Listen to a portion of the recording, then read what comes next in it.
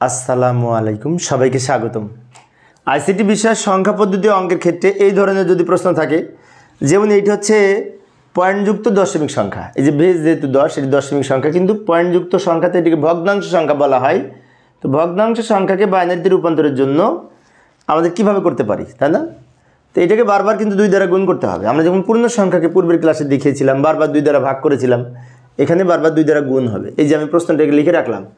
এবার এই পূর্ণ সংখ্যার ভগ্নাংশ সংখ্যা এখানে লিখে ভগ্নাংশ সংখ্যার নিচে এটা লিখব 0.305, তারপর এখানে একটা দাগ দিব।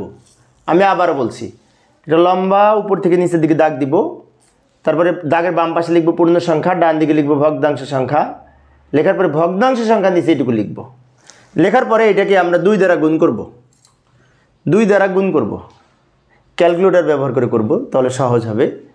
এটাকে যদি 2 দ্বারা গুণ করি তাহলে হবে 0.61।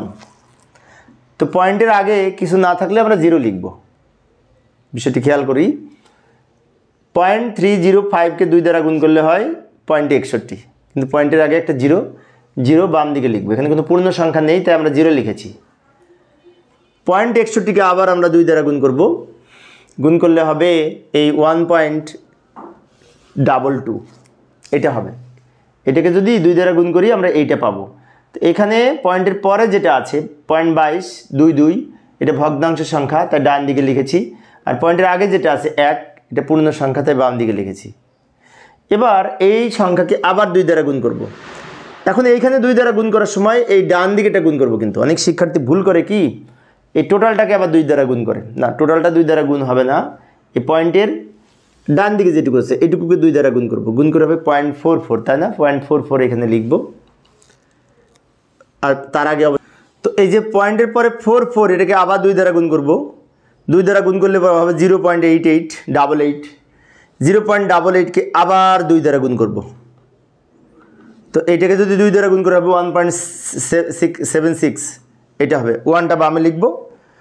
আর আমরা করতে চাচ্ছি না, জায়গা নাই। 1 2 3 4 5 বার গুণ করেছি। তো এইখানে অনেক শিক্ষার্থীর মনে হতে পারে কতবার করব, তাই না?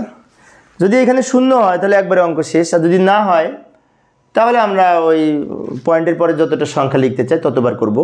আমি পয়েন্টের পরে 5 সংখ্যা লিখতে চাই, তাই 5 বার করেছি। এরকম নির্ধারিত নিয়ম না যে 5 বারই করতে হবে। আমি পয়েন্টের পরে 5টা সংখ্যা লিখতে চাই, তাই আমি 5 বার গুণ করেছি। এবার উত্তর লিখব কিভাবে? প্রথমে এই প্রশ্নটা এখানে লিখলাম, এই যে এই প্রশ্নটা যেটি প্রশ্ন দেওয়া ছিল। এবার উপর থেকে নিচের দিকে সাজাবো।